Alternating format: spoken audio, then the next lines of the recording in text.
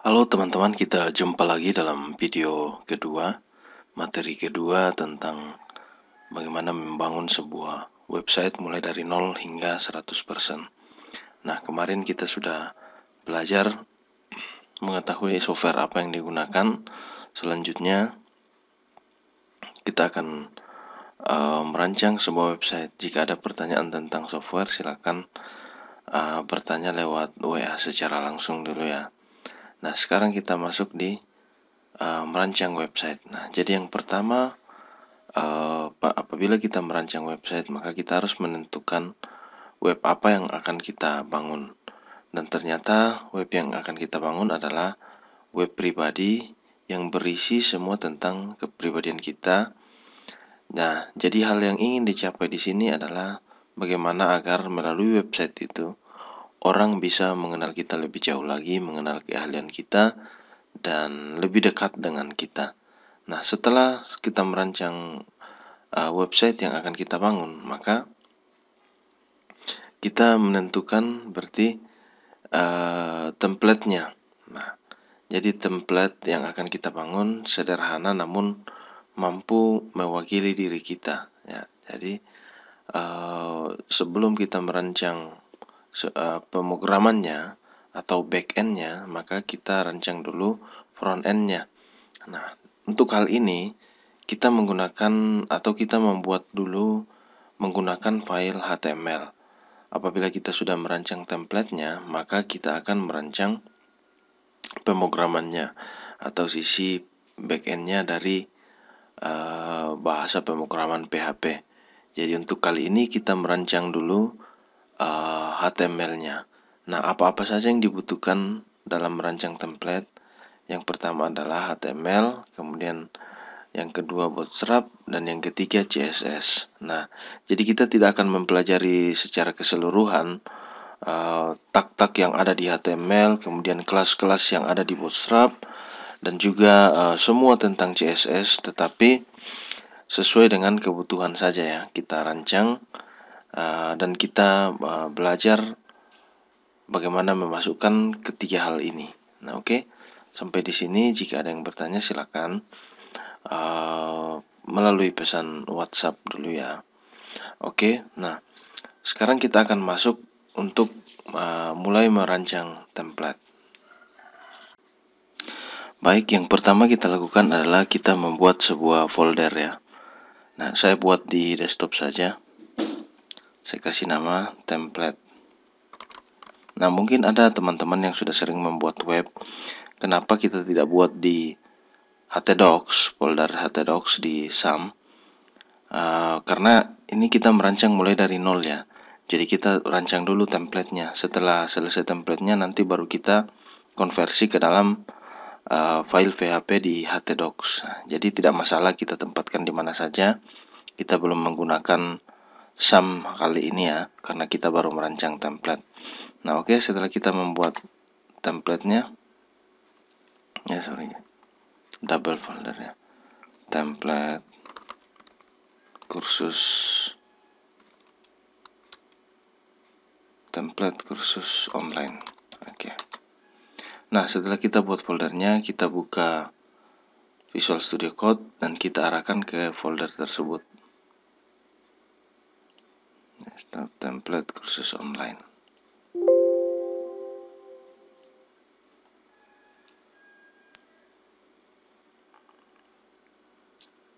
Oke, sekarang kita berada di template kursus online. Nah, kita buat dulu satu file dengan nama index.html. Ya, jadi di sini kita membuat file index.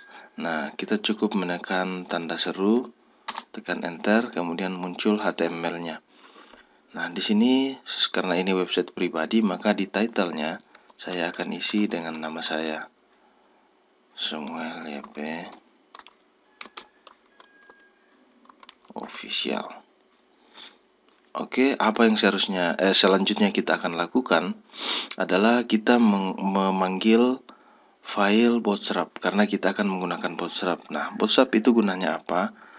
Jadi Bootstrap itu berguna agar apabila seseorang membuka website kita, maka tampilan itu akan menyesuaikan dengan layar.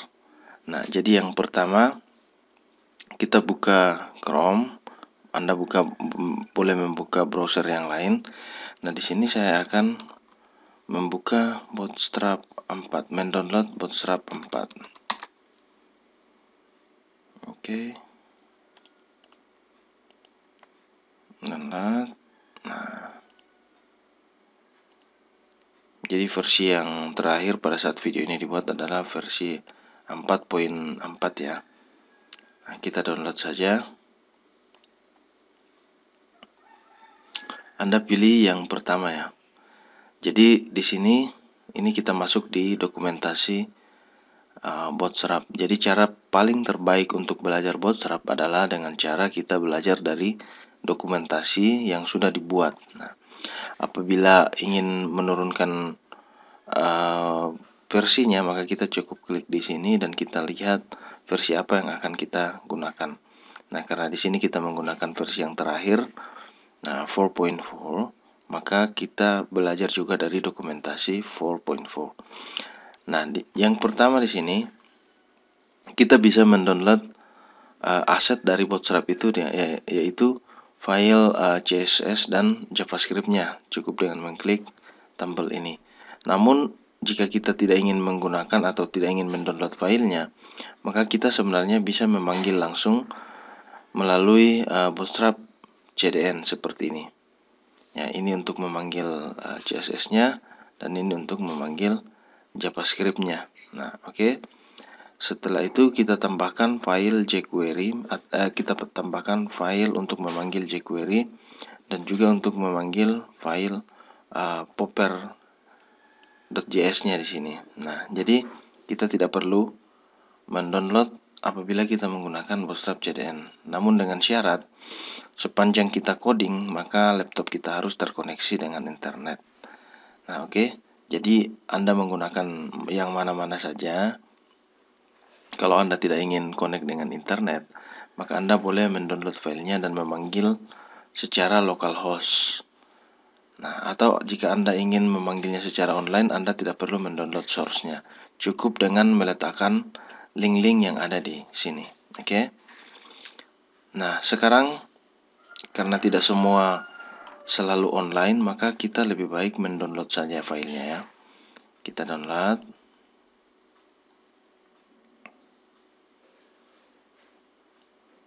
Lumayan kecil filenya, 700 KB. Oke, setelah selesai kita buka foldernya. Kita lihat isinya di dalam. Nah, jadi ada dua isinya dalam. File CSS dan JS. Nah, oke, sekali lagi saya ulangi bahwa di sini kita akan memanggil file Bootstrap secara offline ya. Jadi kita harus download dulu dan kita satukan dalam file template kita. Oke, saya ekstrak saja ini. Nah, saya ekstrak ke template kita. Template kursus online. Oke. Kita lihat. Nah, sudah ada Bootstrap sini ya. Sudah ada. Nah, saya rename saja supaya lebih gampang dipanggil ya. Langsung Bootstrap saja. Bootstrap. Oke, file Bootstrap. Nah, sekarang kita akan memanggil file Bootstrap ini. Yang pertama kita panggil file CSS-nya dan yang kedua kita memanggil file JavaScript-nya. Nah, apabila kita memanggil file CSS, maka kita harus letakkan sebelum tag penutup head di sini. Jadi di sini saya akan memanggil CSS-nya. Caranya adalah dengan cara seperti ini, link, kemudian rel, sama dengan style, shape, ref, Bootstrap, CSS, Bootstrap, .css. Oke, seperti ini. Nah, kita lihat file mana yang kita panggil. Jadi kita sementara memanggil file ini, bootstrap.min.css, yang ada di dalam folder CSS di dalam folder bootstrap. Nah, oke, jadi kita hanya memanggil satu file CSS di sini ya. Nah, di sini kalau kita lihat ada file bootstrap CSS, ada file bootstrap.min.css. Sebenarnya file ini sama, cuma yang di min ini itu filenya dipadatkan dan tidak bisa dibaca ya. Kalau kita buka, nah susah dibaca manusia. Namun kalau kita membuka file ini, maka ini bisa kita mengerti ya. Nah, kita panggil saja ini filenya yang sudah dipadatkan, sudah dihilangkan spasinya. Nah, kita panggil di index.html. Oke, sekarang kita akan memanggil file JavaScript bootstrap. Nah, ini bootstrap.min.js. Nah, penempatan pemanggilannya itu kita letakkan sebelum tag body di bawah ya. Nah, cara pemanggilan tag body itu menggunakan script source bootstrap, nama foldernya ya, bootstrap js, kemudian bootstrap.min.js. Oke, sederhana ya. Jangan lupa disimpan, Ctrl S. Nah, oke, dengan demikian kita sudah memanggil dua file yang dimiliki oleh Bootstrap, yaitu file CSS dan file JavaScript. Oke, nah kalau kita memperhatikan di dokumentasi Bootstrap ini, di awal-awal memang Bootstrap sudah memperingati kita bahwa, nah coba kita baca ini, this doesn't include documentation source file or any optional JavaScript dependency, jQuery, and Popper.js. Nah, jadi Bootstrap sudah memperingati kita bahwa file yang akan kita download ini belum termasuk jQuery dan Popper. Nah, jQuery dan Popper ini adalah apa?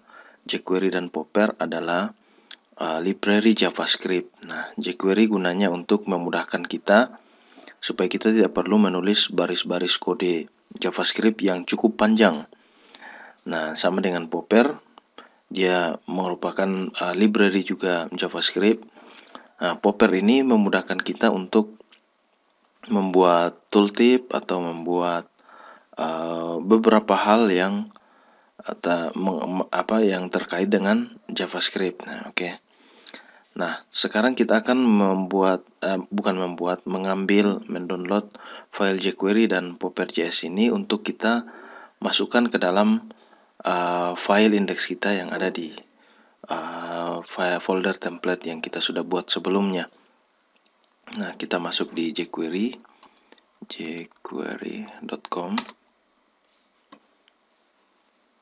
Nah, kita download file jQuery-nya.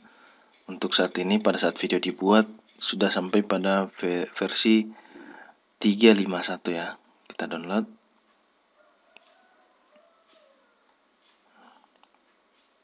Nah, oke. Pada saat muncul ini, kita tekan Ctrl S saja. Dan kita arahkan ke folder kita, template kursus online. Oke, saya pasang di luar sini saja. Saya sederhanakan namanya supaya gampang kita panggil ya. Cukup dengan jQuery saja, seperti ini. Simpan. Oke, selanjutnya kita akan memanggil Popper. Popper.js. Oke, kita download saja Popper.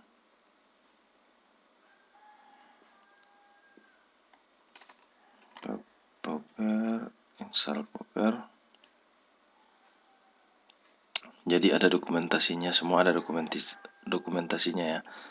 Apabila kita ingin belajar tentang dokumentasinya.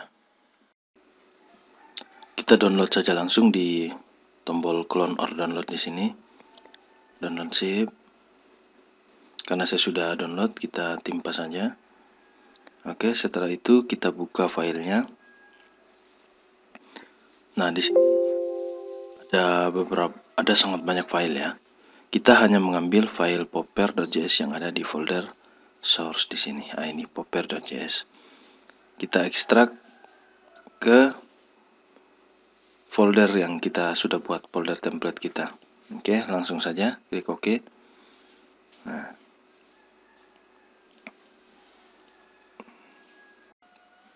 sekarang kita buka Visual Studio Code dan kita lihat file sudah ada, kita tambahkan jQuery dan popper.js. Sekarang kita akan panggil file ini.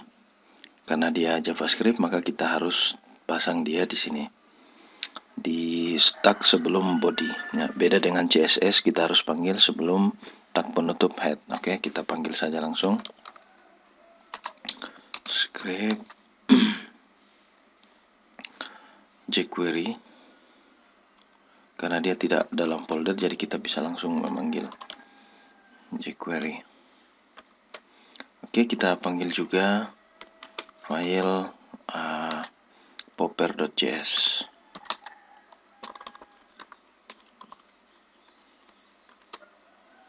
Oke, nah sekarang kalau kita lihat hasilnya belum ada sesuatu yang terjadi ya, karena kita belum mengisi body. Jangan lupa disimpan. Nah, sekarang kita akan membuat template. Oke, jadi template yang akan kita rancang di sini saya sudah merancang. Kalian boleh lihat hasil akhirnya. Kita buka menggunakan Chrome. Nah, ini hasilnya. Jadi ini template yang sederhana tentang blog pribadi yang akan kita rancang bersama-sama. Nah, caranya bagaimana? Kita pecah-pecah supaya video ini tidak terlalu panjang ya. Kita membuat menunya dulu, atau kalau dalam Bootstrap itu dikenal dengan navbar. Nah, oke. Kita buka dokumentasi Bootstrap dan kita lihat navbar. Oke, kalau kalian belum dapatkan, kalian bisa ketik di sini navbar. Oke, akan muncul navbar. Nah, kita lihat ke bawah. Kalian boleh membaca-baca dokumentasi ini. Nah, ada namanya navbar brand, navbar nav. Ini semua merupakan kelas dari navbar yang ada pada Bootstrap. Nah, kita lihat ini navbar di sini. Navbar home link drop down ya. Menu disable, kemudian shares. Nah, sekarang kita akan membuat, tujuan kita adalah membuat navbar yang modelnya seperti ini. Oke, kita copy saja ini, kita copy dan kita letakkan di tag setelah body. Saya paste di sini dan kita simpan, Ctrl S, jangan lupa disimpan ya. Nah, sekarang kita lihat hasil sementara ya. Kita lihat hasil sementara. Kita refresh. Nah, ini hasil sementara. Oke, menunya sudah ada, namun belum sesuai dengan yang kita inginkan di sini.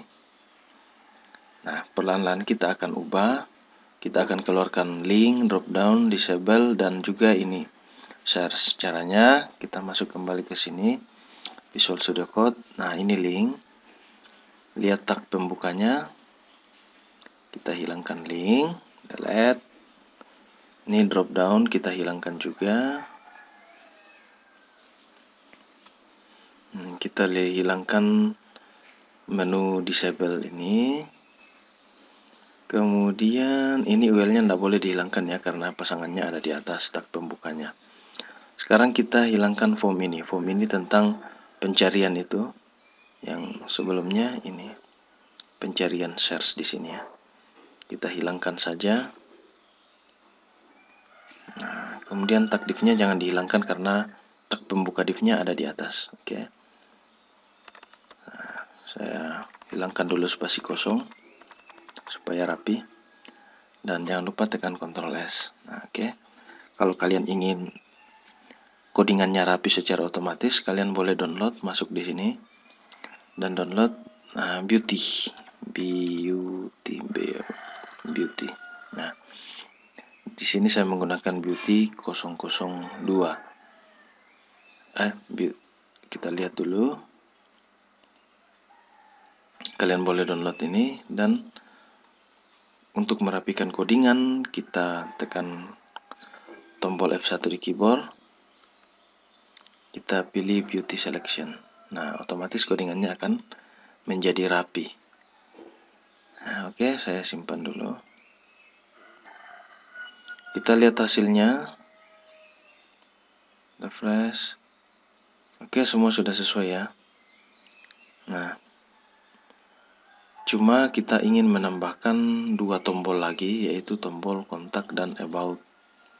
Nah, kita cukup copy paste home yang ada di sini. 2 kali. Kita ganti di sini.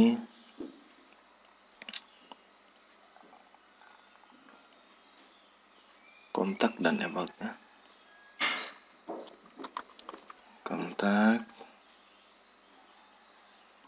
dan about. Nah, kita hilangkan aktifnya karena cukup satu saja tombol yang aktif. Tombol home di atas sudah aktif. Oke. Kita simpan. Oke. Kita lihat hasilnya. Oke, sudah menyerupai ya. Hanya kalau kita lihat tujuan kita, maka navbarnya atau menunya ini backgroundnya berwarna merah, sedangkan teksnya berwarna putih. Oke, kita ubah lagi.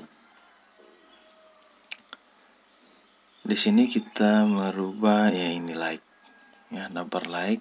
Kita ubah menjadi danger ya.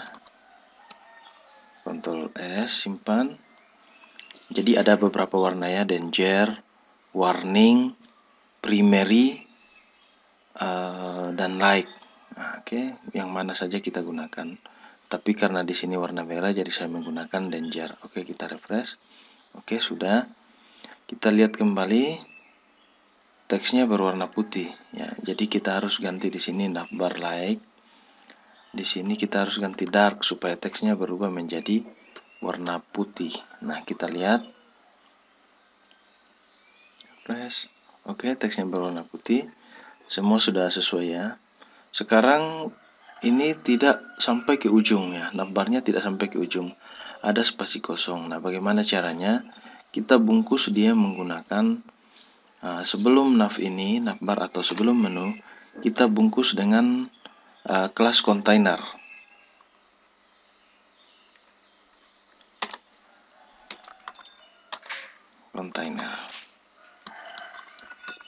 Oke, seperti ini.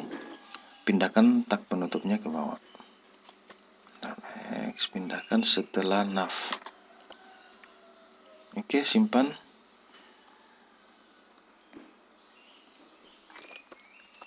Nah, sekarang kita lihat hasilnya. Oke, sudah persis sama ya. Oke, saatnya kita masuk dalam pembuatan header. Nah, ini headernya. Tapi supaya video ini tidak terlalu panjang, saya sudahi dulu sampai di sini. Sampai ketemu di video selanjutnya. Oke, terima kasih.